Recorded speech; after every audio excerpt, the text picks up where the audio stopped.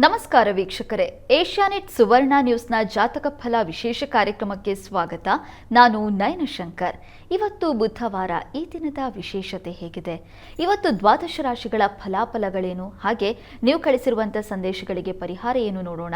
ಇದೀಗ ನಮ್ಮ ಜೊತೆ ಖ್ಯಾತ ಜ್ಯೋತಿಷಿಗಳಾಗಿರುವಂಥ ಶ್ರೀಕಂಠ ಶಾಸ್ತ್ರಿ ಅವರಿದ್ದಾರೆ. ಬನ್ನಿ ಅವರನ್ನ ಕಾರ್ಯಕ್ರಮಕ್ಕೆ ಸ್ವಾಗತಿಸೋಣ. ಶಾಸ್ತ್ರಿಗಳೇ, ಕಾರ್ಯಕ್ರಮಕ್ಕೆ ಸ್ವಾಗತ. ನಮಸ್ಕಾರ. ಶಾಸ್ತ್ರಿಗಳೇ, ಇವತ್ತು ಬುಧವಾರ, ಈ ದಿನ ದೇವರ ಅನುಷ್ಠಾನ ಹೇಗಿರಬೇಕು ತಿಳಿಸ್ಕೊಡೋದಾದ್ರೆ? ಶ್ರೀ ಗುರುಭ್ಯೋ ನಮಃ. ಹರಿ ಓಂ.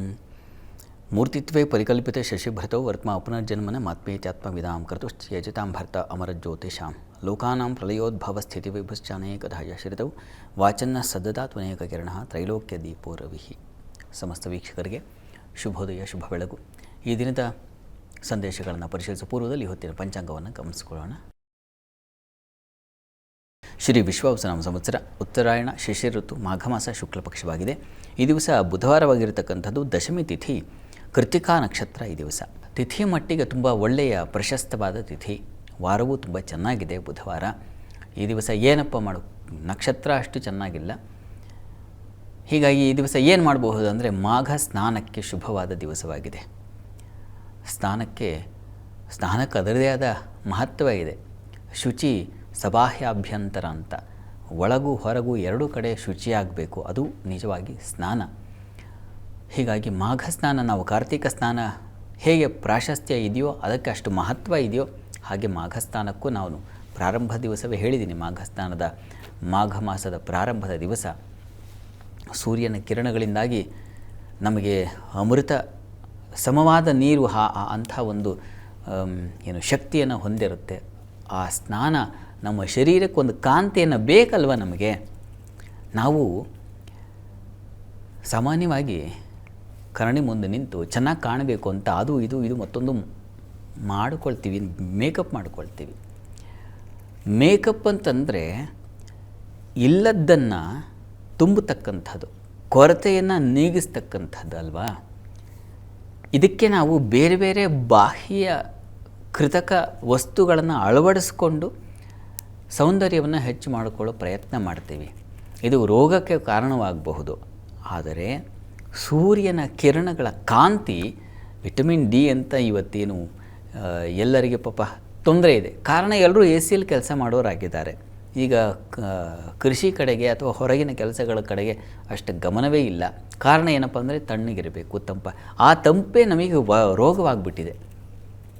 ಹೀಗಾಗಿ ಇಂತಹ ಕಿರಣ, ಅವನ ಸೂಸುವಂತಹ ಕಾಂತಿಗಳು, ಅವನು ನೀರಿಗೆ ಹರಿಸಿದಂತಹ ಶಕ್ತಿ, ಅದರಿಂದ ಬರತಕ್ಕಂಥ ಕಾಂತಿ, ಇದು ತುಂಬಿಕೊಳ್ಬೇಕಾಗಿದೆ. ಕೊರತೆ ನಮಗೆ ಯಾವುದಾಗಿದೆ ಅಂದರೆ, ಅದನ್ನು ನೀಗಿಸ್ಕೊಳ್ಳೋಕ್ಕೆ ಮತ್ತೊಂದು ಸಾಧನ, ಈ ಕೃತಕ ಸಾಧನ ಬಳಸೋದಲ್ಲ. ಸೂರ್ಯನ ಕಿರಣಗಳಿಂದ ಅಮೃತವಾಗಿರ್ತಕ್ಕಂಥ ನೀರನ್ನು ಸ್ನಾನ ಮಾಡಬೇಕು, ಮೈಗೆ ಎರಚಿಕೊಳ್ಬೇಕು. ಅದು ಕಾಂತಿ, ದೇಹಕ್ಕೊಂದು ಕಾಂತಿಯನ್ನು ತಂದು ಕೊಡುತ್ತೆ. ಮತ್ತು ಸೂರ್ಯ ದರ್ಶನವೇ ನಮ್ಮಲ್ಲಿ ಒಂದು ವಿಶೇಷ ಕಾಂತಿ ಕೊಡುತ್ತೆ. ಯಾರು ಸೂರ್ಯಾರಾಧನೆ ಮಾಡ್ತಾರೆ, ನಾವು ರಥಸಪ್ತಮಿ ದಿವಸ ಕಂಡಿದ್ದೀವಲ್ವಾ, ಯಾವ ರೀತಿಯಲ್ಲಿ ಸೂರ್ಯ ಕೃಪೆ ಉಂಟು ಮಾಡ್ತಾನೆ ಅಂತ. ಹಾಗೆ ಅವನು ಧೀಶಕ್ತಿಯನ್ನು ಎಷ್ಟೋ ಬಾರಿ ನೀವು ತಾದಾತ್ಮ್ಯತೆಯಿಂದ ಅನುಷ್ಠಾನ ಒಂದು ಸಿದ್ಧಿಪ್ರದವಾದ ಒಂದು ಮಂತ್ರವನ್ನು ನೀವು ಅನುಸಂಧಾನ ಮಾಡ್ತಾ ಬನ್ನಿ. ನಿಮ್ಮ ಮುಖದಲ್ಲಿ ಕಾಂತಿ ಅಂತರಂಗದಿಂದ ಬೆಳಕಾಗಿ ಹೊಮ್ಮುತ್ತದು. ಮುಖದಲ್ಲಿ ಕಾಣುತ್ತೆ, ಏನಪ್ಪ ಹೀಗೆ ದೇದೀಪ್ಯಮಾನವಾಗಿದ್ದಾರಲ್ಲ, ಹೀಗೆ ಹೊಳಿತಾ ಇದ್ದಾರಲ್ಲ, ಹೀಗೆ ಕಾಂತಿಯುತವಾಗಿದ್ದಾರಲ್ಲ. ಕೆಲವರು ನೋಡಿದ್ರೆ ಹಾಗೆ ಅನಿಸುತ್ತಲ್ವ. ಕಾರಣ ಏನಪ್ಪ ಅಂದರೆ, ಅವರ ಅನುಷ್ಠಾನ ಅದು, ಅವರ ತಪಸ್ಸು ಅದು. ಅವರು ಯಾವುದನ್ನು ಹಚ್ಕೋಬೇಕಾಗಿಲ್ಲ, ಕೆನ್ನೆಗೋ ಕಣ್ಣಿಗೋ ಮತ್ತೊಂದೋ ಕಿವು ಬಳಕೋಬೇಕಾಗಿಲ್ಲ. ಹಾಗೆ ಸ್ವಪ್ರಭೆ ಅಂತ ಕರೀತಾರೆ ಅದನ್ನು. ಅದಕ್ಕೆ ಕಾರಣ ಸೂರ್ಯನ ಶಕ್ತಿ. ಅಂತರಂಗದಲ್ಲಿ ಇರ್ತಕ್ಕಂಥದ್ದು ಯಾರು? ಸೂರ್ಯ ಪರಮಾತ್ಮನೇ ತಾನೇ. ನೀವು ಯಾವ ಆರಾಧನೆ ಮಾಡಿದ್ರೂ ಸೂರ್ಯನಿಗೆ ಹೋಗಿ ತಲುಪುತ್ತೆ. ಹೀಗಾಗಿ ಅನುಸಂಧಾನ ಮಾಡ್ತಾ ನಿಮಗೆ ನಿಮ್ಮ ಮುಖದಲ್ಲೇ ಒಂದು ಕಾಂತಿ ಬರುತ್ತೆ. ಅಂಥ ನಿಜವಾದ ಸಾತ್ವಿಕ ಕಾಂತಿ ಬೇಕು ಅಂದರೆ ಮಾಘ ಸ್ನಾನ ಮಾಡಬೇಕು ಅಂತ. ಸ್ನಾನದ ಶಕ್ತಿ, ಮಹಿಮೆ ಹಾಗಿದೆ. ನಿಮ್ಮ ಮುಖದಲ್ಲಿ ಕಂಗೊಳಿಸಬೇಕು ಅದು ಅಂದರೆ ಬೇರೆ ಇನ್ಯಾವ ಸಾಧನಗಳು ಬೇಕಾಗಿಲ್ಲ. ನೀರಿನ ತೀರ್ಥ, ಪ್ರೋಕ್ಷ ತೀರ್ಥ ಸ್ನಾನ ಇದು ತುಂಬ ಉತ್ತಮವಾದದ್ದು ಮತ್ತು ಆರೋಗ್ಯಪ್ರದ ಕೂಡ. ಬೇರೆ ಕಾಸ್ಟ್ಯೂಮನ್ನು ನಾವು ಹಚ್ಕೊಂಡ್ರೆ, ಅಪ್ಲೈ ಮಾಡಿದ್ರೆ ಸ್ಕಿನ್ನಿಗೆ ರ್ಯಾಷಸ್ ಬರಬಹುದು, ಇನ್ನೇನೋ ಅಲರ್ಜಿ ಆಗಬಹುದು. ಆದರೆ ಸೂರ್ಯನ ಕಿರಣಗಳಿಂದ ಖಂಡಿತ ಆ ಥರದ್ದು ಉಂಟಾಗೋದಿಲ್ಲ. ಅದು ಕಾಂತಿಯುಕ್ತವಾಗಿರುತ್ತೆ, ದೇಹಕ್ಕೆ ಆರೋಗ್ಯವನ್ನು ತಂದುಕೊಡುತ್ತೆ. ಹೀಗೆ ಎಲ್ಲ ಅಷ್ಟೇ ಅಲ್ಲ, ಸೂರ್ಯನ ಆರಾಧನೆ ಮಾಡಿದ್ರೆ ನಾವು ಪರಮಾತ್ಮನ ಸಂದರ್ಶನವನ್ನೇ ಮಾಡಿದ ಹಾಗಾಗುತ್ತೆ. ಹೀಗೆ ಅದು ಕೂಡ ಬಾಹ್ಯ ಮತ್ತು ಇಹ ಪರ ಅಂತೀವಲ್ಲ, ಆ ರೀತಿಯಲ್ಲಿ ಇಹಕ್ಕೂ ಪರಕ್ಕೂ ಮೋಕ್ಷದಾಯಕನಾಗಿರ್ತಕ್ಕಂಥ ಸೂರ್ಯನ ಸ್ಮರಣೆ ಮಾಡ್ತಾ ಮಾಘ ಸ್ನಾನಾದಿಗಳನ್ನು ನೆರವೇರಿಸಿಕೊಳ್ಳಿ. ಒಳ್ಳೆಯದಾಗಲಿ. ಮಾಘ ಮಾಸದಲ್ಲಿ ಬರುವಂಥ ಈ ಸ್ನಾನದ ಮಹತ್ವವನ್ನು ತಿಳಿಸ್ಕೊಟ್ಟಿದ್ದೀರಾ ಶಾಸ್ತ್ರಿಗಳೇ. ಯಾಕೆ ಸ್ನಾನವನ್ನು ಮಾಡಬೇಕು, ಅದರಿಂದ ಆಗುವಂಥ ಪ್ರಯೋಜನಗಳೇನು, ವೈಜ್ಞಾನಿಕವಾಗಿ ನಮ್ಮ ದೇಹದ ಮೇಲೆ ಏನೆಲ್ಲ ಪರಿಣಾಮ ಬೀರುತ್ತೆ ಅನ್ನೋದನ್ನು ಇವತ್ತು ತಿಳಿಸ್ಕೊಟ್ಟಿದ್ದೀರಾ. ಈಗ ವೀಕ್ಷಕರು ಕಳಿಸಿರೋ ಸಂದೇಶಗಳನ್ನು ನೋಡ್ತಾ ಹೋಗೋಣ. ಮೊದಲನೇ ಸಂದೇಶವನ್ನು ಬೆಂಗಳೂರಿನಿಂದ ವಿನಯ್ ನಾಯ್ಡು ಅವರು ಕಳಿಸಿದ್ದಾರೆ. ವಿನಯ್ ಅವರ ಜನ್ಮ ದಿನಾಂಕ 14/1/2003, ಹುಟ್ಟಿದ ಸಮಯ ಮಧ್ಯಾಹ್ನ 2 ಗಂಟೆ. ಆರೋಗ್ಯ ಹಾಗೆ ಜೀವನದ ಬಗ್ಗೆ ತಿಳಿಸ್ಕೊಡಿ ಅಂತ ಪ್ರಶ್ನೆ ಕೇಳಿದ್ದಾರೆ ಶಾಸ್ತ್ರಿಗಳೇ. ವಿನಯ್ ನಾಯ್ಡು ಅವರ ಪ್ರಶ್ನೆ ಆರೋಗ್ಯ ಮತ್ತು ಜೀವನಕ್ಕೆ ಸಂಬಂಧಿಸಿದೆ ಅಲ್ವಾ? ಹೌದು ಶಾಸ್ತ್ರಿಗಳೇ. ಆರೋಗ್ಯ ನೋಡೋಣ. ನೋಡಿ, ತಮ್ಮದು ವೃಷಭ ಲಗ್ನವಾಗಿದೆ. ಲಗ್ನದಲ್ಲಿ ಚಂದ್ರ, ಶನಿ, ರಾಹು ಇರತಕ್ಕಂಥದ್ದು. ಶುಕ್ರ ಸಪ್ತಮದಲ್ಲಿದ್ದಾನೆ ಕುಜನ ಜೊತೆಗೆ. ಪ್ರಸ್ತುತ ರಾಹು ದಶೆಯಲ್ಲಿ ತಮಗೆ ನಡೀತಾ ಇರತಕ್ಕಂಥದ್ದು. ಈಗ ಶನೈಶ್ಚರನ ಕಾಲ ನಡೀತಾ ಇದೆ. ಶನೈಶ್ಚರ ನಿಮ್ಮ ಜಾತಕದ ಲಗ್ನದಲ್ಲೇ ಇದ್ದಾನೆ. ಲಗ್ನದಲ್ಲಿ ಶನಿ, ಚಂದ್ರ, ರಾಹು ಇದ್ದರೆ ಸ್ವಲ್ಪ ಮಟ್ಟಿಗೆ ಸ್ವಲ್ಪ ಇಲ್ಲ ಕಾಲಿಗೆ ಅಥವಾ ತಲೆಗೆ ಸ್ಕಿನ್ ರಿಲೇಟೆಡ್ ಈ ಸಮಸ್ಯೆಗಳಿಗೆ ಸಾಧ್ಯತೆ ಇರುತ್ತೆ. ಹೀಗಾಗಿ ಆರೋಗ್ಯದಲ್ಲಿ ಸ್ವಲ್ಪ ನೀವು ಗಮನ ತಗೊಳ್ಬೇಕು. ಶನೈಶ್ಚರ ಕವಚ ಹೇಳ್ಕೊಳ್ಳಿ ಪ್ರತಿ ದಿವಸ, ತುಂಬ ಸಹಾಯವಾಗುತ್ತೆ. ಶನೈಶ್ಚರ ದಶರಥ ಕೃತ ಶನೈಶ್ಚರ ಸ್ತೋತ್ರ ಅಂತ ಒಂದಿದೆ. ದಶರಥನಿಗೆ ಯಾವುದೋ ಒಂದು ಕಷ್ಟ ಬಂತಂತೆ, ತುಂಬ ಕಡು ಕಷ್ಟ ಅಂತಂದರೆ ಅವನಿಗೆ ಹೇಗಪ್ಪ ಇದರಿಂದ ಪಾರಾಗೋದು, ನಮ್ಮ ವಂಶಕ್ಕೆ ಬಂದುಬಿಡ್ತಲ್ಲ ಇಂಥದ್ದೊಂದು ಸಮಸ್ಯೆ ಅಂತ. ಆಗ ಅವನೇ ವಿರಚಿಸಿ ಶನೈಶ್ಚರನ ಸ್ತೋತ್ರವನ್ನು ಹೇಳಿದ. ಅದು ಸಿಗುತ್ತೆ ನಿಮಗೆ, ಗೂಗಲಲ್ಲಿ ಸರ್ಚ್ ಮಾಡಿದ್ರೆ ಸಿಗುತ್ತೆ. ಪ್ರಯತ್ನ ಮಾಡಿ, ಅದನ್ನು ಹೇಳ್ಕೊಳ್ಳಿ. ಅದು ತುಂಬ ಸಹಾಯವಾಗುತ್ತೆ, ಅನುಕೂಲ ಆಗುತ್ತೆ. ಶನೈಶ್ಚರ ಕವಚ ನಿಮ್ಮ ಆರೋಗ್ಯ ಕಾಪಾಡುತ್ತೆ, ಬೇರೆ ಇನ್ನೇನು ಬೇಡ. ಒಳ್ಳೆಯದಾಗಲಿ. ಸರಿ ಶಾಸ್ತ್ರಿಗಳೇ, ಮುಂದಿನ ಸಂದೇಶವನ್ನು ದೊಡ್ಡಬಳ್ಳಾಪುರದಿಂದ ಅಮರ್ನಾಥ್ ಅವರು ಕಳಿಸಿದ್ದಾರೆ.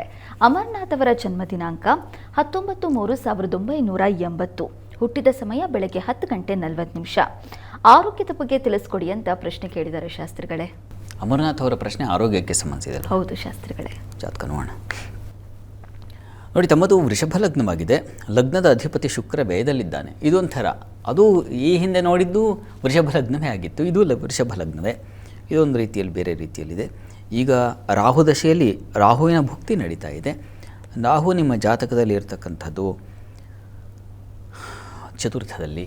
ನೋಡಿ, ಈ ಸಂದರ್ಭದಲ್ಲಿ ಶನಿ ಜೊತೆಗೆ ಕುಜ ಜೊತೆಗೆ ಗುರು ಜೊತೆಗಿದ್ದಾಗ ಇನ್ಫೆಕ್ಷನ್ಗಳಾಗ್ಬಿಡೋ ಸಾಧ್ಯತೆ, ಲಂಗ್ಸಿಗೆ ರಿಲೇಟೆಡ್ ಆಗಿರ್ತಕ್ಕಂಥದ್ದು, ಶ್ವಾಸಕೋಶ ಇವುಗಳ ಸಮಸ್ಯೆಗಳು ಜಾಸ್ತಿ ಆಗಿಬಿಡಬಹುದು. ಹುಷಾರು. ಕಫ, ಅಲ್ಲೇನೋ ಒಂದು ರೀತಿಯ ಗೊತ್ತಿಲ್ಲ ಯಾವ್ಯಾವ ರೀತಿಯಲ್ಲಿ ಭಗವಂತ ನಿಕ್ಷಿಪ್ತವಾಗಿಟ್ಟಿರ್ತಾನೆ. ರೋಗ ಹೇಗೆ ಬರುತ್ತೆ ಅಂತ ಹೇಳೋಕ್ಕಾಗಲ್ಲ. ರಾತ್ರಿ ಇದ್ದಕ್ಕಿದ್ದ ಹಾಗೆ ಶುರುವಾಗ್ಬಿಡುತ್ತೆ. ಬೆಳಗ್ಗೆ ಎದ್ದರೆ ಪ್ರಾಣ ಸಂಕಟ, ಮತ್ತು ಅಲ್ಲಿ ಹೋಗಿ ಚೆಕ್ ಮಾಡಿಸಿದ್ರೆ ಇನ್ನೇನೋ ಆಗಿಬಿಟ್ಟಿರುತ್ತೆ. ಹೇಗಾಯಿತು ಅಂದರೆ ವೈದ್ಯರಿಗೂ ಗೊತ್ತಿರಲ್ಲ. ಯಾಕೆ ಬಂತಿದು ಗೊತ್ತಿಲ್ಲ. ವಾತಾವರಣದಿಂದಲೋ, ಗಾಳಿಯಿಂದಲೋ, ನಮ್ಮ ಆಹಾರದಿಂದಲೋ ಹೇಗೋ ಅದು ರಹಸ್ಯವಾಗಿ ತಂದು ವಿಷಬೀಜವನ್ನು ಬಿತ್ತುಬಿಡುತ್ತೆ. ಯಾಕೆ ಹೇಳಿದೆ ಅಂದರೆ, ರಾಹು ಚತುರ್ಥದಲ್ಲಿ, ಅದು ಸಿಂಹ ಕ್ಷೇತ್ರದಲ್ಲಿ ಸ್ವಲ್ಪ ಎಚ್ಚರವಾಗಿರಬೇಕು. ನೀವು ಶಾಂತಿ ಮಾಡಿಸೋದು ತುಂಬ ಒಳ್ಳೆಯದು. ಇದ್ರ ಜೊತೆಗೆ ನಾಗಕವಚ ಕೇಳಿಸ್ಕೊಳ್ಳಿ. ಪ್ರತಿ ದಿವಸ ನಾಗಕವಚ ಕೇಳಿಸ್ಕೊಳ್ಳಿ. ಆ ಕವಚ, ನಾಗಕವಚ ಸಾಮಾನ್ಯದ್ದಲ್ಲ. ನೀವು ಹೇಳ್ತಾ ಇದ್ದರೆ ನಿಮ್ಮ ಶರೀರವನ್ನು ವಜ್ರಕಾಯ ಮಾಡುತ್ತೆ. ಅದು ಪ್ರಯತ್ನ ಮಾಡಿ. ಒಳ್ಳೆಯದಾಗಲಿ. ಸರಿ ಶಾಸ್ತ್ರಿಗಳೇ, ಮುಂದಿನ ಸಂದೇಶವನ್ನು ದಾವಣಗೆರೆಯಿಂದ ನೇಹಾ ಅವರು ಕಳಿಸಿದ್ದಾರೆ.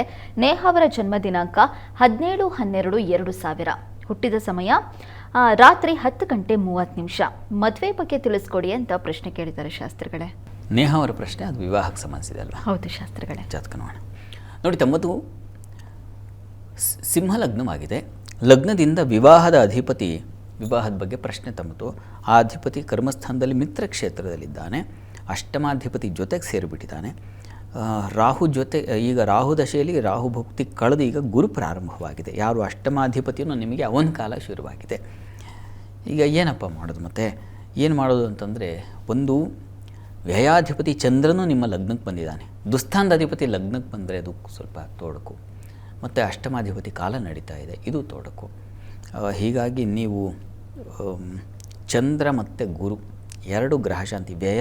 ವ್ಯಯಾಧಿಪತಿ ಲಗ್ನಕ್ಕೆ ಬಂದು ಸಪ್ತಮವನ್ನು ನೋಡ್ತಾನೆ, ವಿವಾಹ ಭಾವವನ್ನು ನೋಡ್ತಾನೆ. ಇದು ಸ್ವಲ್ಪ ತೊಂದರೆಯೇ.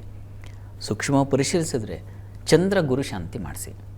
ತುಂಬ ಸಹಾಯವಾಗುತ್ತೆ, ತುಂಬ ಸಹಾಯವಾಗುತ್ತೆ. ಅಲ್ಲಿಂದ ಮುಂದಕ್ಕೆ ನಿಮಗೆ ಅನುಕೂಲ ಉಂಟಾಗುತ್ತೆ. ಒಳ್ಳೆಯದಾಗಲಿ. ಸರಿ ಶಾಸ್ತ್ರಿಗಳೇ, ಮುಂದಿನ ಸಂದೇಶವನ್ನು ಬೆಂಗಳೂರಿನಿಂದ ವೇಣು ಅವರು ಕಳಿಸಿದ್ದಾರೆ. ವೇಣು ಅವರ ಜನ್ಮ ದಿನಾಂಕ 12/7/1999, ಹುಟ್ಟಿದ ಸಮಯ ರಾತ್ರಿ 9 ಗಂಟೆ. ಕೆಲಸದ ಬಗ್ಗೆ ತಿಳಿಸ್ಕೊಡಿ ಅಂತ ಪ್ರಶ್ನೆ ಕೇಳಿದ್ದಾರೆ ಶಾಸ್ತ್ರಿಗಳೇ. ವೇಣು ಅವರ ಪ್ರಶ್ನೆ ಕೆಲಸದ ಬಗ್ಗೆ ಕೇಳಿದ್ದಾರೆ. ಹೌದು ಶಾಸ್ತ್ರಿಗಳೇ. ಜಾತಕ ನೋಡೋಣ. ನೋಡಿ, ಇದು ತಮ್ಮದು ಕುಂಭಲಗ್ನವಾಗಿದೆ. ಲಗ್ನದಿಂದ ಕರ್ಮಾಧಿಪತಿ ಕುಜ ನಿಮ್ಮ ಜಾತಕದಲ್ಲಿ ಭಾಗ್ಯಸ್ಥಾನದಲ್ಲಿದ್ದಾನೆ, ಶುಕ್ರನ ಮನೆಯಲ್ಲಿ. ಒಳ್ಳೆಯದು. ಪ್ರಸ್ತುತ ಶನಿ ದಶೆಯಲ್ಲಿ ತಮಗೆ ಈಗ ರವಿ ಭುಕ್ತಿ ನಡೀತಾ ಇದೆ. ನೋಡಿ, ನಿಮಗೆ 2028 ಮೇ 2028 ಮೇ ಕಳಿಬೇಕು. ಅಲ್ಲಿಂದ ತುಂಬ ಚೆನ್ನಾಗಿದೆ ಅವರೇ. ಅಲ್ಲಿವರೆಗೂ ನಿಮಗೆ ಕೆಲಸದ ಸ್ವಲ್ಪ ಮಟ್ಟಿಗಿನ ತೊಡಕು, ಕಿರಿಕಿರಿ, ಸಮಾಧಾನ ಇಲ್ಲದೆ ಹೋಗ್ತಕ್ಕಂಥದ್ದು, ಕೆಲಸ ಬಿಟ್ಬಿಡ್ಲಾ, ಬೇರೆ ಏನಾದರೂ ಮಾಡಲಾ, ಸ್ವಂತ ಮಾಡಲಾ, ಈ ಥರ ಆಲೋಚನೆಗಳು ನಿಮ್ಮನ್ನು ತಿರುಗಿಸ್ಬಿಡುತ್ತೆ. ಹೀಗಾಗಿ ಸ್ವಲ್ಪ ಶಾಂತವಾಗಿರಬೇಕು, ಸಹನೆಯಿಂದಿರಬೇಕು. ಸಹನೆ ವಜ್ರದ ಕವಚ ಮಂಕುತಿಮ್ಮ ಅಂತ DVG ಹೇಳ್ತಾರೆ. ಹೀಗಾಗಿ ಶಾಂತವಾಗಿರಿ 28 ಮೇವರೆಗೆ. ಆಮೇಲೆ ನಿಮಗೆ ತುಂಬ ಚೆನ್ನಾಗಿದೆ, ತುಂಬ ಚೆನ್ನಾಗಿದೆ. ಅಲ್ಲಿಂದ ಒಳ್ಳೆ ಕರ್ಮಾಧಿಪತಿ ಕಾಲ ಶುರುವಾಗುತ್ತೆ. ಆಗ ನಿಮಗೆ ದೈವವೇ ಒಂದು ಒಳ್ಳೆಯ ಮಾರ್ಗ ಸೂಚಿಸುತ್ತೆ. ಅಲ್ಲಿವರೆಗೂ ಏನು ಆರಾಧನೆ ಮಾಡಬಹುದಪ್ಪ ಅಂದರೆ, ದುರ್ಗಾ ಸನ್ನಿಧಾನಕ್ಕೆ, ಅಮ್ಮನವರ ಸನ್ನಿಧಾನಕ್ಕೆ ಪ್ರತಿ ಸೋಮವಾರ ಸ್ವಲ್ಪ ಅಕ್ಕಿ ಸಮರ್ಪಣೆ ಮಾಡಿ. ಪ್ರತಿ ಸೋಮವಾರ ಮಾಡಿ, 28ವರೆಗೂ ನಿರಂತರವಾಗಿ ಮಾಡಿ. ಅದೇ ಒಂದು ತಪಸ್ಸಾಗುತ್ತೆ. ಒಳ್ಳೆಯದಾಗಲಿ. ಸರಿ ಶಾಸ್ತ್ರಿಗಳೇ, ಮುಂದಿನ ಸಂದೇಶವನ್ನು ಹಿರಿಯೂರಿನಿಂದ ರಾಜೇಶ್ವರಿ ಅವರು ಕಳಿಸಿದ್ದಾರೆ. ರಾಜೇಶ್ವರಿ ಅವರ ಜನ್ಮ ದಿನಾಂಕ 3/6/1987, ಹುಟ್ಟಿದ ಸಮಯ ಸಂಜೆ 7 ಗಂಟೆ. ಆರೋಗ್ಯ ಹಾಗೆ ಕೆಲಸದ ಬಗ್ಗೆ ತಿಳಿಸ್ಕೊಡಿ ಅಂತ ಪ್ರಶ್ನೆ ಕೇಳಿದ್ದಾರೆ ಶಾಸ್ತ್ರಿಗಳೇ. ರಾಜೇಶ್ವರಿ ಅವರ ಪ್ರಶ್ನೆ ಆರೋಗ್ಯ ಮತ್ತು ಕೆಲಸದ ಬಗ್ಗೆ ಕೇಳಿ. ಹೌದು ಶಾಸ್ತ್ರಿಗಳೇ. ಜಾತಕ ನೋಡೋಣ. ನೋಡಿ, ತಮ್ಮ ಜಾತಕವನ್ನು ಪರಿಶೀಲಿಸಿದರೆ ಇದು ವೃಶ್ಚಿಕ ಲಗ್ನವಾಗಿದೆ. ಲಗ್ನದಲ್ಲಿ ಶನೈಶ್ಚರ್ಯ ಇರತಕ್ಕಂಥದ್ದು. ಪ್ರಸ್ತುತ ನಿಮಗೆ ಚಂದ್ರದಶೆಯಲ್ಲಿ ಈಗ ಶುಕ್ರನ ಭುಕ್ತಿ ನಡೀತಾ ಇದೆ. ಶುಕ್ರ ವ್ಯಯಾಧಿಪತಿ. ಹೀಗಾಗಿ ವ್ಯಯಾಧಿಪತಿ ಕಾಲದಲ್ಲಿ ಅವನು ಷಷ್ಠದಲ್ಲಿ ಬೇರೆ ಇದ್ದಾನೆ. ಇದಕ್ಕಿಂತ ಇನ್ನೇನು ಬೇಕು ತೊಂದರೆಗೆ? ಶುಕ್ರ ಶಾಂತಿ ದಯವಿಟ್ಟು ಮಾಡಿಸಿ. ಇದರಿಂದ ತುಂಬ ಸಹಾಯವಾಗುತ್ತೆ. ಇದರಿಂದ ಹೊರಗೆ ಬರ್ತೀರ. ಆರೋಗ್ಯ ಮೊದಲು ಬಹಳ ಮುಖ್ಯ, ಆಮೇಲೆ ಕೆಲಸ. ಶರೀರ ಮಾಧ್ಯಮ ಖಲು ಧರ್ಮ ಸಾಧನಂ ಅಂತ ಕಾಳಿದಾಸನ ಮಾತಿದು. ತುಂಬ ಶ್ರೇಷ್ಠ ಕವಿ, ಜ್ಯೇಷ್ಠ ಕವಿ. ಆ ಕವಿವಾಣಿ ಸುಳ್ಳಾಗದು. ಹೀಗಾಗಿ ಶರೀರ ದೃಷ್ಟಿಯಿಂದ, ಆರೋಗ್ಯ ದೃಷ್ಟಿಯಿಂದ ಶುಕ್ರ ಶಾಂತಿ ಬಹಳ ಮುಖ್ಯ. ಮಾಡಿಸಿ ದಯವಿಟ್ಟು. ವೃತ್ತಿಗೆ ಸಂಬಂಧಿಸಿದ ಹಾಗೆ ಸರಿ ಹೋಗುತ್ತೆ, ಆತಂಕ ಬೇಡ. ಸೂರ್ಯ ಸನ್ನಿಧಾನ ಅಂದರೆ ಶಿವ ಸನ್ನಿಧಾನದಲ್ಲಿ ಗೋಧಿ ಮತ್ತು ಅಕ್ಕಿ 2 ದ್ರವ್ಯಗಳನ್ನು ದಾನ ಮಾಡಿ. ಪ್ರತಿ ಭಾನುವಾರ ಮಾಡ್ತಾ ಬನ್ನಿ. ಸ್ವಲ್ಪ ಕಾಲ ಮಾಡಿ, 1 ವರ್ಷ ಕಾಲ ನಿರಂತರವಾಗಿ ಮಾಡಿ. ಒಳ್ಳೆಯದಾಗಲಿ. ಶಾಸ್ತ್ರಿಗಳೇ, ಮೊದಲಿಗೆ ಮೇಷರಾಶಿಯಿಂದ ಕನ್ಯಾ ರಾಶಿವರೆಗಿನ ಈ ದಿನದ ಫಲವನ್ನು ತಿಳಿಸ್ಕೊಡೋದಾದರೆ? 12 ರಾಶಿಗಳ ಫಲಾಫಲ ತಿಳಿಯುವ ಮುನ್ನ ಈ ಹೊತ್ತಿನ ಗ್ರಹ ಸ್ಥಿತಿಯನ್ನು ಗಮನಿಸ್ಕೊಳ್ಳೋದಾದರೆ, ಮೇಷರಾಶಿಯಲ್ಲಿ ಈ ದಿವಸ ಮಂದಬುದ್ಧಿಯಾಗಿದೆ. ವೃಷಭ ರಾಶಿಯಲ್ಲಿ ಚಂದ್ರ ಇರ್ತಕ್ಕಂಥದ್ದು, ಇನ್ನು ಗುರು ಇರ್ತಕ್ಕಂಥದ್ದು ಮಿಥುನ ರಾಶಿಯಲ್ಲಿ, ಕೇತು ಇರ್ತಕ್ಕಂಥದ್ದು ಸಿಂಹ ರಾಶಿಯಲ್ಲಿ, ಅಲ್ಲಿ ಮಕರ ರಾಶಿಯಲ್ಲಿ ರವಿ, ಕುಜ, ಬುಧ ಹಾಗೂ ಶುಕ್ರರನ್ನು ಕಾಣ್ತಾ ಇದ್ದೀವಿ. ಇನ್ನು ರಾಹು, ಶನೈಶ್ಚರ್ಯ ಯಥಾ ಪ್ರಕಾರ ಕುಂಭಮೀನಗಳಲ್ಲಿದ್ದಾರೆ. ಹೀಗಿರುವಾಗ 12 ರಾಶಿಗಳ ಫಲಾಫಲ ತಿಳಿತಾ ಹೋಗೋಣ. ಮೊದಲಿಗೆ ಮೇಷರಾಶಿ. ಮೇಷರಾಶಿಯವರೆಗೆ ದಿವಸ ಸ್ವಲ್ಪ ಆರೋಗ್ಯ ವ್ಯತ್ಯಾಸ ಸೂಚಿಸ್ತಾ ಇದೆ. ಇವರೇ ತುಂಬ ಟೆನ್ಷನ್ ಮಾಡ್ಕೊಂಡ್ಬಿಡೋ ಸಾಧ್ಯತೆ ಇದೆ, ಹುಷಾರು. ಆದರೆ ಕುಟುಂಬದವ್ರ ಸಹಕಾರ ತುಂಬ ಚೆನ್ನಾಗಿದೆ. ಕುಟುಂಬದಲ್ಲಿ ಹೆಚ್ಚಿನ ಅನುಕೂಲ, ಸ್ತ್ರೀಯರಿಗೆ ಸಹಕಾರಗಳು, ವಿದ್ಯಾರ್ಥಿಗಳಿಗೆ ಅನುಕೂಲ. ಇದನ್ನು ತುಂಬ ಅನುಕೂಲದ ಒಂದು ವಾತಾವರಣ ಇದೆ ಖಂಡಿತ, ಅದರಲ್ಲಿ ಏನು ಸಂಶಯ ಇಲ್ಲ. ಚೆನ್ನಾಗಿದೆ. ಉಳಿದ ಹಾಗೆ ಕೆಲಸ ಕಾರ್ಯಗಳಲ್ಲಿ ಅನುಕೂಲ, ಹಿರಿಯರ ಸಹಕಾರ ಮತ್ತು ಅಧಿಕಾರದ ಬಲ ಇದೆಲ್ಲ ತುಂಬ ಚೆನ್ನಾಗಿದೆ. ಆರೋಗ್ಯದ ದೃಷ್ಟಿಯಿಂದ ಸುಬ್ರಹ್ಮಣ್ಯ ಕವಚ ಒಂದು ಹೇಳಿಕೊಂಡ್ರೆ ತುಂಬ ಒಳ್ಳೆಯದು ಈ ದಿವಸ. ವೃಷಭ ರಾಶಿಯವರಿಗೆ ಈ ದಿವಸ ಚಂದ್ರನ ಸ್ಥಿತಿ ತುಂಬ ಚೆನ್ನಾಗಿದೆ. ಶೌರ್ಯದ ಅಧಿಪತಿ ಜನ್ಮಕ್ಕೆ ಬಂದಾಗ ಶೌರ್ಯ ಸಾಹಸಗಳು ಹೆಚ್ಚಾಗುತ್ತೆ ಅಂತ, ಕಠಿಣವಾದದ್ದನ್ನು ಸಾಧಿಸ್ತೀರಾ ಅನ್ನೋದನ್ನು ವಿಶ್ವಾಸ ಮೂಡುತ್ತೆ. ನಂಬಿಕೆಯ ದಿವಸ ಈ ದಿವಸ. ಯಾರಲ್ಲೂ ಒಂದು ವಿಶ್ವಾಸ, ನಂಬಿಕೆ ಇಟ್ಟು ಅದನ್ನು ನೀವು ಅವರಲ್ಲಿ ಒಂದು ಕಾರ್ಯ ಸಾಧನೆ ಮಾಡಲಿಕ್ಕೆ ನಂಬಿಕೆ ಬಹಳ ಮುಖ್ಯ. ಆ ನಂಬಿಕೆ ನಿಮಗೆ ಉಂಟಾಗುತ್ತೆ ಈ ದಿವಸ. ಮತ್ತು ಈ ದಿವಸ ಒಂದು ಸಲಹೆ ಸಿಗುತ್ತೆ, ಒಂದು ಒಳ್ಳೆಯ ಉತ್ತಮ ಸಲಹೆ, ನಿಮಗೆ ಹಿತವಾಗಿರ್ತಕ್ಕಂತಹ ಸಲಹೆ ಸಿಗುತ್ತೆ. ಆ ರೀತಿಯಲ್ಲಿ ಅನುಕೂಲಕರವಾಗಿದೆ ಈ ದಿವಸ.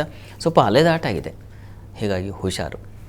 ಓಡಾಡುವಾಗ ಎಚ್ಚರವಾಗಿರಿ. ಕೆಲಸ ಕಾರ್ಯಗಳಲ್ಲಿ ಅನುಕೂಲ ಚೆನ್ನಾಗಿದೆ, ಆತಂಕ ಬೇಡ. ಪ್ರಾರ್ಥನೆಗೆ ಈ ದಿವಸ ನೀವು ಕೂಡ ಸುಬ್ರಹ್ಮಣ್ಯ ಕವಚ ಹೇಳ್ಕೊಳ್ಳೋದು ತುಂಬ ಒಳ್ಳೆಯದು. ಮಿಥುನ ರಾಶಿಯವರಿಗೆ ಈ ದಿವಸ ಲಾಭದಾಯಕ ದಿನ, ವ್ಯಯವೂ ಇದೆ. ಲಾಭ ವ್ಯಯ ಎರಡೂ ಸೇರಿರ್ತಕ್ಕಂಥ ದಿವಸವಾಗಿದೆ ಈ ದಿವಸ. ಹೀಗಾಗಿ ಗಮನ ಇರಲಿ. ಯಾವ ಲಾಭ ಬಂದಾಗ ಎಲ್ಲಿ ವಿನಿಯೋಗ ಮಾಡಬೇಕು, ಯಾವುದಕ್ಕೆ ಖರ್ಚು ಮಾಡ್ತಾ ಇದ್ದೀನಿ, ಒಂದೊಂದು ಸಲ ಅರಿವೇ ಹೊರಟು ಹೋಗಿಬಿಡುತ್ತೆ. ಬುದ್ಧಿಹೀನವಾಗಿ ಅನಗತ್ಯವಾಗಿ ಖರ್ಚು ಮಾಡ್ಕೊಂಡ್ಬಿಡ್ತೀವಿ. ಆ ರೀತಿಯಲ್ಲಿ ಹುಷಾರು. ಈ ದಿವಸ ವಿದ್ಯಾರ್ಥಿಗಳಿಗೂ ಅಷ್ಟೇ ಸ್ವಲ್ಪ ತೊಂದರೆ, ತುಂಬ ಜಾಣರೇ ಬಯಸ್ಕೊಳ್ಳೋ ಸಾಧ್ಯತೆ ಈ ರೀತಿಯಲ್ಲೆಲ್ಲ ಇದೆ. ಮತ್ತು ಈ ದಿವಸ ನಿಮಗೆ ಕೆಲಸ ಕಾರ್ಯಗಳಲ್ಲೆಲ್ಲ ಅನುಕೂಲ ಇತ್ಯಾದಿ ಚೆನ್ನಾಗಿದೆ. ಹಿರಿಯರ ಸಹಕಾರ ಚೆನ್ನಾಗಿದೆ. ಸಂಗಾತಿಯಲ್ಲೂ ಅಷ್ಟೇ ಸಾಮರಸ್ಯ, ಅನ್ಯೋನ್ಯತೆ ಚೆನ್ನಾಗಿದೆ. ಕುಟುಂಬದವ್ರ ಜೊತೆಗೆ ಈ ದಿವಸ ಸ್ವಲ್ಪ ಆಪ್ತತೆ ಕಡಿಮೆ ಆಗುತ್ತೆ. ಏನು ಅಷ್ಟು ತಲೆ ಕೆಡಿಸ್ಕೊಳ್ತಾ ಇಲ್ಲ, ಮನೆಗೆ ಅಷ್ಟು ಸಮಸ್ಯೆ ಆಗಿದೆ, ಅಷ್ಟು ರಾಡಿಯಾಗಿದೆ, ನಿನ್ನ ಪಾಡಿ ನಿನ್ನ ಕೆಲಸ ಆಯಿತು, ಈ ಥರದ್ದೊಂದು ವಾತಾವರಣ ಎದುರಾಗಬಹುದು. ಗಮನ ಇರಲಿ. ಇದಕ್ಕೆ ಮನೆ ದೇವರ ಪ್ರಾರ್ಥನೆ ಮಾಡಿ. ಇನ್ನು ಕರ್ಕಟಕ ರಾಶಿ. ಕರ್ಕಟಕ ರಾಶಿಯವರು ಈ ದಿವಸ ಕೆಲಸ ಕಾರ್ಯಗಳಲ್ಲಿ ತುಂಬ ತೊಡಕನ್ನು ಸೂಚಿಸ್ತಾ ಇದೆ. ಈ ದಿವಸ ಹುಷಾರು. ವ್ಯಾಪಾರಿಗಳಿಗೆ ಚೆನ್ನಾಗಿದೆ.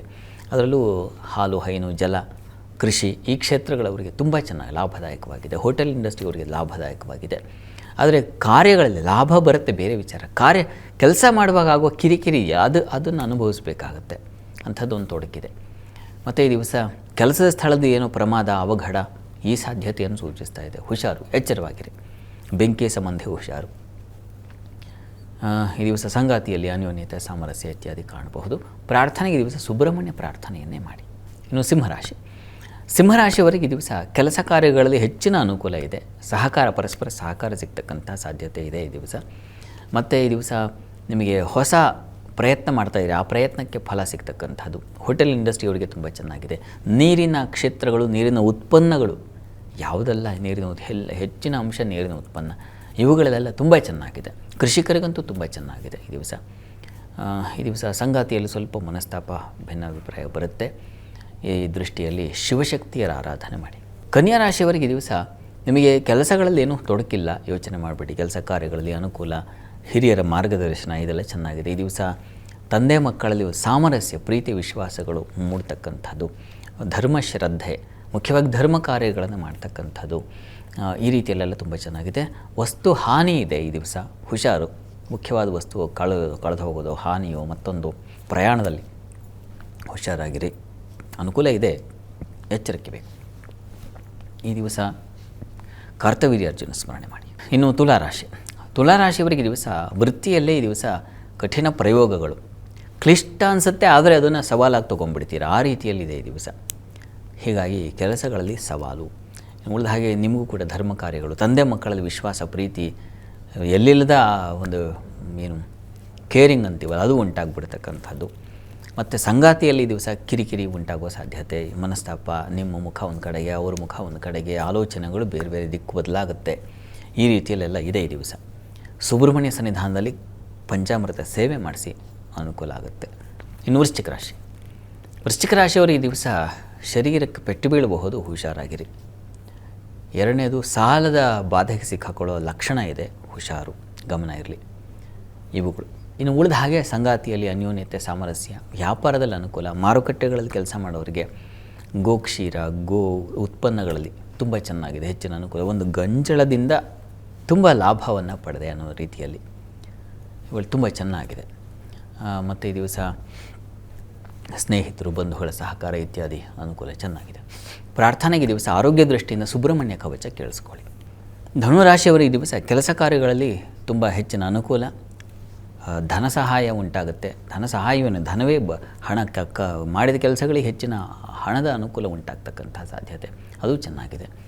ಮತ್ತು ಈ ದಿವಸ ನಿಮಗೆ ಸಂಗಾತಿಯಲ್ಲಿ ಸಾಮರಸ್ಯ, ಅನ್ಯೋನ್ಯತೆ ಕಾಣ್ತಕ್ಕಂಥದ್ದು ಇದೆ. ಮಕ್ಕಳ ವಿಚಾರದ ಸ್ವಲ್ಪ ಕಿರಿಕಿರಿ ಉಂಟಾಗ್ಬಿಡುತ್ತೆ. ಈ ದಿವಸ ಒಂದು ರೀತಿಯಲ್ಲಿ ಮಕ್ಕಳೇ ಶತ್ರುಗಳ ಉಪಾಧಿಯಲ್ಲಿ ಇದು ಬಿಡ್ತಾರೆ, ಅದು ನಿಮಗೆ ಬೇಜಾರಾಗುತ್ತೆ. ಲಲಿತಾ ಸಹಸ್ರನಾಮ ಹೇಳ್ಕೊಳ್ಳಿ, ಅನುಕೂಲ ಆಗುತ್ತೆ. ಇನ್ನು ಮಕರ ರಾಶಿ. ಮಕರ ರಾಶಿಯವರಿಗೆ ಈ ದಿವಸ ನೀವು ವೃತ್ತಿ ಕೆಲಸ ಕಾರ್ಯಗಳಲ್ಲಿ ತುಂಬ ಚೆನ್ನಾಗಿದೆ. ವಸ್ತ್ರಾಭರಣ, ವಸ್ತ್ರಾಲಂಕಾರ, ಯಾವುದು ಗಿಫ್ಟ್ ಸೆಂಟರ್ಗಳು ಇವುಗಳಿಗೆಲ್ಲ ತುಂಬ ಚೆನ್ನಾಗಿದೆ. ಹೆಚ್ಚಿನ ಲಾಭ ಗಳಿಕೆಗೆ ಅವಕಾಶ ಇದೆ ಈ ದಿವಸ. ಮತ್ತು ಈ ದಿವಸ ನಿಮಗೆ ಪ್ರಯಾಣದಲ್ಲಿ ಸ್ವಲ್ಪ ತೊಂದರೆ ಸೂಚಿಸ್ತಾ ಇದೆ, ಹುಷಾರು. ಮತ್ತು ಮುಖ್ಯವಾಗಿ ಬೆಂಕಿ ವಿಚಾರಗಳಲ್ಲಿ, ಈ ಎಲೆಕ್ಟ್ರಿಕ್ ವಿಚಾರಗಳಲ್ಲಿ ತುಂಬ ಹುಷಾರಾಗಿರಿ. ಮನೇಲಿ ನಾನೇ ರಿಪೇರಿ ಮಾಡ್ತೀನಿ ಅಂತ ಆ ವೈರಿಕೆ ಎತ್ತೋದು, ಮತ್ತೊಂದು ಮಗದೊಂದು ಮಾಡೋಕ್ಕೆ ಹೋದರೆ ನೀವು ಶಾಗಿ ಕೊಡಿಸ್ಕೊಂಬಿಡೋದು, ಹುಷಾರು, ಗಮನ ಇರಲಿ. ಮತ್ತು ಈ ದಿವಸ ಕೃಷಿ ಚಟುವಟಿಕೆಗಳಲ್ಲಿ ಅನುಕೂಲದ ವಾತಾವರಣ, ಸ್ವಲ್ಪ ಮಟ್ಟಿಗೆ ಸಹಾಯ ಸಿಗುತ್ತೆ, ಮಕ್ಕಳಿಂದ ಸಹಾಯ ಸಿಗುತ್ತೆ, ಚೆನ್ನಾಗಿದೆ. ಪ್ರಾರ್ಥನೆಗೆ ದಿವಸ ಸುಬ್ರಹ್ಮಣ್ಯ ಕವಚ ಹೇಳ್ಕೊಳ್ಳಿ. ಇನ್ನು ಕುಂಭರಾಶಿ. ಕುಂಭರಾಶಿಯವರಿಗೆ ಸ್ವಲ್ಪ ಭಯದ ವಾತಾವರಣ ಇದೆ, ಆತಂಕವನ್ನು ಸೂಚಿಸ್ತಾ ಇದೆ. ಕೆಲಸದಲ್ಲಿ ಪ್ರೆಷರ್, ಒತ್ತಡ ಉಂಟಾಗುತ್ತೆ. ಇನ್ಯಾವುದೋ ತಲೆ ಮೇಲೆ ಎಳ್ಕೊಂಡ್ಬಿಡೋ ಸಾಧ್ಯತೆ. ನಿಮಗೆ ಕೊಟ್ಟಿಲ್ಲದೆ ಇರತಕ್ಕಂಥದ್ದನ್ನು ನೀವು ಮಾಡಿ ಮುಗಿಸ್ತೀನಿ ಅಂತಕ್ಕಂಥ ಹುಂಬತನ ಬಂದುಬಿಡುತ್ತೆ. ಅದನ್ನು ಸೂಚಿಸ್ತಾ ಇದೆ ಈ ದಿವಸ. ಉಳಿದ ಹಾಗೆ ಸ್ನೇಹಿತರು ಬಂಧುಗಳ ಜೊತೆಗೆ ತುಂಬ ಚೆನ್ನಾಗಿದೆ ಈ ದಿವಸ. ನಾಳೆ ನಿಮಗೆ ಇವುಗಳಿಗಿಂತ ನಿಮ್ಮ ಸ್ನೇಹಿತರು ಮತ್ತು ಬಂಧುಗಳ ಜೊತೆಗೆ ಅವ್ರ ಜೊತೆಗಿನ ಒಡನಾಟ ಇದು ತುಂಬ ಚೆನ್ನಾಗಿದೆ. ಅಥವಾ ವಿಹಾರ, ಪ್ರಯಾಣ, ಶಾಪಿಂಗ್, ಮತ್ತೊಂದು ಇವುಗಳಲ್ಲಿ ನೀವು ಕಾಲ ಕಳೀತೀರ, ಅದು ಚೆನ್ನಾಗೇ ಇದೆ. ಪ್ರಾರ್ಥನೆಗೆ ದಿವಸ ನೀವು ತಪ್ಪದೆ ಸುಬ್ರಹ್ಮಣ್ಯ ಸನ್ನಿಧಾನದಲ್ಲಿ ಅಭಿಷೇಕ ಮಾಡಿಸೋದು ತುಂಬ ಒಳ್ಳೆಯದು. ಇನ್ನು ಮೀನರಾಶಿಯವರಿಗೆ ದಿವಸ ಕೆಲಸ ಕಾರ್ಯಗಳಲ್ಲಿ ತುಂಬ ಚೆನ್ನಾಗಿದೆ. ಸ್ನೇಹಿತರು, ಸಹೋದ್ಯೋಗಿಗಳಿಂದ ಸಹಕಾರ ಉಂಟಾಗ್ತಕ್ಕಂಥ ಸಾಧ್ಯತೆ ಇದೆ. ವ್ಯಾಪಾರಿಗಳಿಗೆ, ಅದರಲ್ಲಿ ಯಂತ್ರೋದ್ಯಮ ಕ್ಷೇತ್ರಗಳಲ್ಲಿ ಇರ್ತಕ್ಕಂಥವ್ರಿಗೆ ತುಂಬ ಚೆನ್ನಾಗಿದೆ. ಪ್ಯಾರಾಮೆಡಿಕಲ್ ಕ್ಷೇತ್ರಗಳಲ್ಲಿ, ವೈದ್ಯಕೀಯ ಕ್ಷೇತ್ರದಲ್ಲಿ ತುಂಬ ಲಾಭದಾಯಕವಾಗಿದೆ ಈ ದಿವಸ. ಆದರೆ ಆಹಾರ ವ್ಯತ್ಯಾಸ ಮಾಡ್ಕೊಳ್ತೀರಾ, ಹುಷಾರು. ಅನ್ನಪೂರ್ಣೇಶ್ವರಿ ಪ್ರಾರ್ಥನೆ ಮಾಡಿ. ಈ ದಿವಸ 12 ರಾಶಿಗಳವರು, ರಾಶಿ ಗೊತ್ತಿಲ್ಲ ಅಂತಕ್ಕಂಥವ್ರು ಹೇಳಬಹುದಾದ ಮಂತ್ರ ಗಮನಿಸಿ. ಓಂ ಮುಕುಂದಾಯ ನಮಃ ಹೇಳ್ಕೊಳ್ಳಿ, ಅನುಕೂಲ ಆಗುತ್ತೆ. ಶಾಸ್ತ್ರಿಗಳೇ, ಈ ದಿನದ ವಿಶೇಷತೆ, ದ್ವಾದಶ ರಾಶಿಗಳ ಫಲಾಫಲ ಹಾಗೆ ವೀಕ್ಷಕರ ಸಂದೇಶಗಳಿಗೆ ಪರಿಹಾರ ತಿಳಿಸ್ಕೊಟ್ಟಿದ್ದೀರಾ. ಧನ್ಯವಾದಗಳು ಶಾಸ್ತ್ರಿಗಳೇ. ಸರ್ವೇ ಜನಾಃ ಸುಖಿನೋ ಭವಂತು, ಸಮಸ್ತ ಸನ್ಮಂಗಳಾನಿ ಭವಂತು. ಎಲ್ಲರಿಗೂ ಶುಭವಾಗಲಿ. ವೀಕ್ಷಕರೇ, ಇದಾಗಿತ್ತು ಇವತ್ತಿನ ಜಾತಕ ಫಲ ವಿಶೇಷ ಕಾರ್ಯಕ್ರಮ. ನೇರ, ದಿಟ್ಟ, ನಿರಂತರ ಸುದ್ದಿಗಾಗಿ ನೋಡ್ತಾ ಇರಿ ಏಷ್ಯಾನೆಟ್ ಸುವರ್ಣ ನ್ಯೂಸ್.